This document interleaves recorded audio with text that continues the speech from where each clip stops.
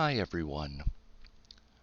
What today's video is going to be about is a GoFundMe that one of my friends has started for his wife. I want to share the GoFundMe with you, interspersed with some of what I went through when I was in the similar situation in 2006. This is going to be a longer video than I normally post. I'd appreciate if you'd make the few minutes to listen and hear me out. They are legitimately needing the financial support of others to help them through this time. And I think that I can help fill out some of the details that aren't going to be included because of what I've endured and help make sense of what they're saying. This is my friend Joel on the left and his wife Andrea. The GoFundMe is for her and her life being upended very recently. I really like that title of Wheels and Heels. It makes me smile.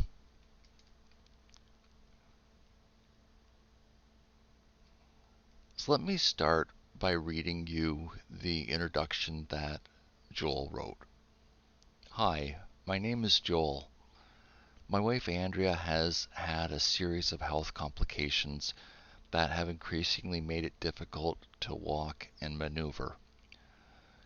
She's rapidly progressed from cane to walker to manual wheelchair to finally needing a power wheelchair for everyday tasks. Through strength of will, which I cannot fully put into words, she's continued to find ways to work even with the enormous physical obstacles she has faced. I'm proud to stand by her in these trying times. Sometimes as a carer, sometimes as a sympathetic heir, and at other times just to remind her of how amazing I think she is. As a person who also struggles with mobility due to a spinal condition, I'm unable to financially cover the cost of the power wheelchair and vehicle modifications that will be required to transport it. All funds will be used to assist with funding the chair and vehicle modifications, and any unused funds would be used for accessible household upgrades that will improve both our quality of life. Our path to life sometimes be rocky. Path to life can sometimes be rocky, but there's always a path to follow. We're doing our best to navigate our path and to find a way to continue moving forward. Any help you may be able to provide will be deeply appreciated. So what's going on is Joel has had an injury in his spine, and he's been a really good friend while I've been enduring my own set of health challenges. If you've seen other of my videos, you'll hear me talking about some of the challenges that I face sort of in day-to-day life. Joel's been a really good, objective, listening ear. And I can talk to him where he understands and you don't have to explain the implications in detail of what you're going through because he's experientially dealing with it as well. What he's saying is, it's very true and frustrating. There's a percentage of a power wheelchair that the end user is either required to come up with the funds for, or if you're eligible for the province of Ontario's disability benefits, they'll cover that, that percentage. The frustrating part, though, is that the Ontario Disability Support Program is set up as a means of last resort, and you have to be desperate to be eligible for it. And they legitimately need financial resources from others to help Andrea get the power wheelchair that she's needed. Things actually took a turn for the worse after they posted, or after they started their GoFundMe. And I want to share that next. So June 15th, 2023, this is the day after. Thank you for your support and encouragement. We wanted to share a couple of quick updates. Yesterday was a long day. We had a bit of a panic mode activation when the doctor called and said that I had to get to the hospital as soon as possible. We're facing a long and bumpy road. There'll be detours and roadblocks. Emotions will run high at times. Mistakes and missteps will happen. We're beyond grateful for all the support and encouragement. We're also physically and emotionally exhausted, and ask that everyone direct inquiries back to this GoFundMe page so that we can provide updates in one place. And I do understand this. You do just run low and get weak. Also on June 15th, Joe posted an update. There have been some inquiries and requests for items that we could use instead of financial support. We've decided to test out a shared Amazon wish list format. No obligation, just trying to share the information in one place. I will post the link to their wish list in the video description. This is the update that I wanted to get to on June 16th. Last night, referring to June 15th, Andrea was taken by ambulance to the hospital. We're really unsure what's going on. This has been scary, and we're both exhausted. I wanted to, before sharing more of what's transpired, I wanted to slightly expand on feeling exhausted. When you're living with chronic pain, or you're living with physical challenges or the uncertainty, it's like you're continually living a marathon. And it wears you down to where your true nature and how you really think comes out. And it either shows that a person's very genuine and they're enduring a hard time, or a person's nature, like a cornered animal, comes out and they become combative, and you see anger and you see manipulation taking place. Joel and Andrea have been very honest about being exhausted and the uncertainty and what was going on, that she needed an ambulance to get her to the hospital. It was quite challenging, I'm sure. I have no doubt in my mind, in fact. So June 16th, this is later in the day. Hi everyone. We still have no answers today. The team in emergency has been good so far, and they're doing plenty of tests. If you're willing, please share our story. Every person that sees this is potentially someone that's willing and able to help.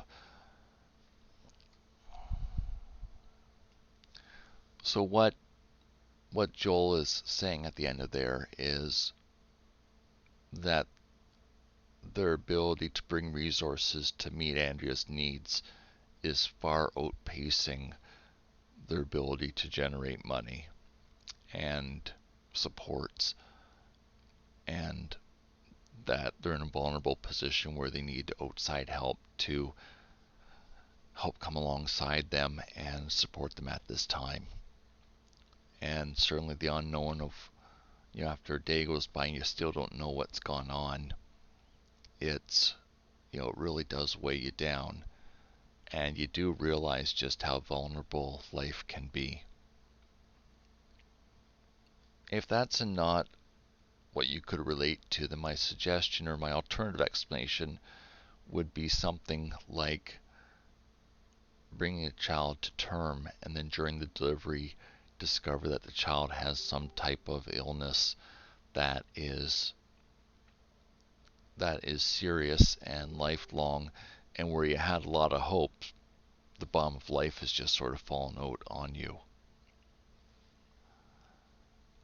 When they're asking for help, they're being genuine and real. So there's Joel with his mask on. We're still required to wear face coverings in the treatment areas of hospitals here. And the brief update here by Joel, also on June 16th. We're tired and comfortable, but we're managing.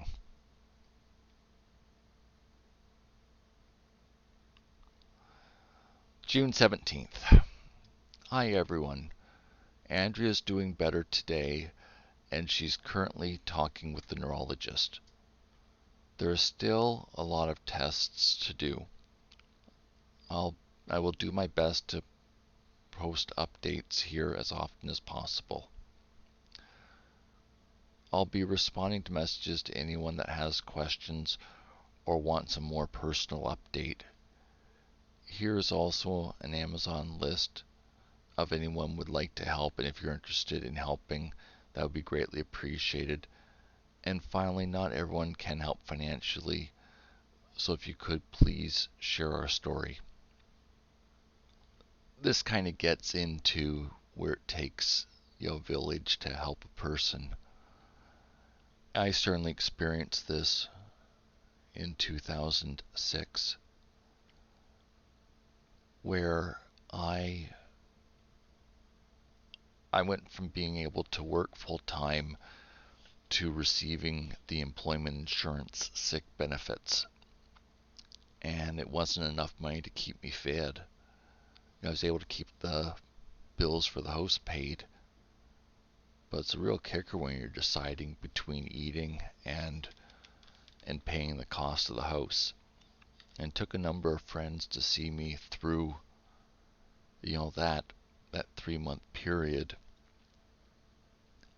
And just to have it happen to me again a few years later, where in 2009 in June I had both my hips rebuilt during the same operation, and it came undone. And I didn't have enough money for food at all for about 6 months. And it was friends again that kept me going during that time period. And as people became aware of what was wrong, some others kicked in and helped me until I got approved for the disability benefits from the province of Ontario. It was sufficiently trying, where it's just the unknown. This is kind of going along, and the doctor's saying do this and this should happen, and then it doesn't work, so the plan is shot, and it's this roller coaster that I expect Joel and Andrea have been going through. Okay, and then Joel posted on the 17th, Andrea's going to be in the hospital for the weekend while they try and figure this out. Father's Day, June 18th. Happy Father's Day to all the dads out there. Andrew's managing at the hospital still. They are running lots of tests and trying to get to the bottom of this. However, we have more questions than answers. We really appreciate the kind words and support. And certainly this is something that anyone could do. So June 18th, and this one is where they started sharing what had been uncovered. Good morning, everyone. I want to take a moment to share a few thoughts from the past few weeks. Thank you to everyone who's been following, sharing, encouraging, and supporting during this time. 2. Listen to your body. Trust your gut instinct. I didn't listen carefully enough and didn't insist that the head tingling and neck pain was more than just stress. This expert from Medical Newsday explains things better than I can. So Andrea suffered a minor stroke. Only the implications of it are rather serious. And I don't even know how to say this, cerebral or cerebellar stroke is a type of stroke that occurs in the cerebellum, a part of the brain responsible for coordination and balance. And that's quite big. Cerebellum strokes can happen when there's a blockage in the blood supply to the cerebellum due to a blood clot or injury to a blood vessel. The symptoms of a cerebellar stroke are typically vague. However, they might include sudden dizziness or vertigo, loss of coordination, difficulty walking, and slurred speech. I think that's all that I need to read from this part, other than Andrea saying those closest to me will recognize each and every one of these symptoms and call me out for fighting to keep going despite such struggles with those symptoms. So I know this video is getting to be longer, but there's a few more updates that I want to share that sort of finish framing this out. When I don't fault Andrea for continuing to keep pressing forward. At some point, you need to still be living your life and not just in a medical treatment process. Otherwise, the quality of life has been robbed from you. There can be serious implications to this. Others are more insidious and sort of creep up on you. And I kind of think that's what happened here. So Andrea is home from the hospital now and attending the outpatient stroke clinic and following what's been recommended from the doctors. She hopes to return to work, and I'll include the link to the GoFundMe for you to read the rest of the updates that they're posting and continue to keep the GoFundMe updated.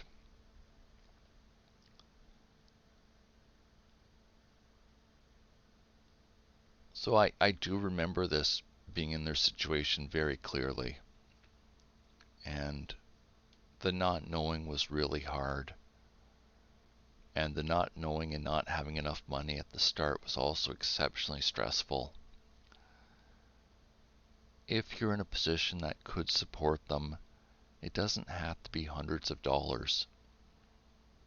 But if you're in a position where you could financially support the needs that Andrea now has, with her intention of getting back in the workforce, but to try to bring some stability to her life and the mobility needs, please consider doing so, or sharing this with other people that are on your social media.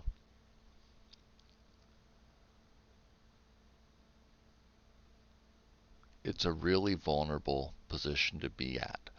With the physical challenges, it really frames your life on what you're able to do and how you live your life and what chores get done and what get left go. How you're going to eat, use the washroom, personal hygiene, how you're going to sleep at night. Everything frames around the body that you live in. And her life has been very well upended. And it'll take a while I would expect it'll take a while for him to feel like life is normal again. Anything that you're able to do would help make a tangible difference. And about the comments that they've made and the few updates that I shared about encouragement, that also does go a long way, even when you don't have money that you could give.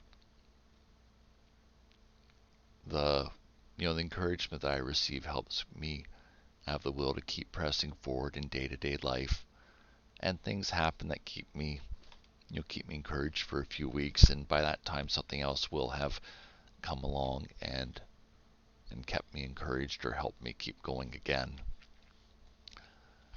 So both in a very practical way, money and emotional support are needed.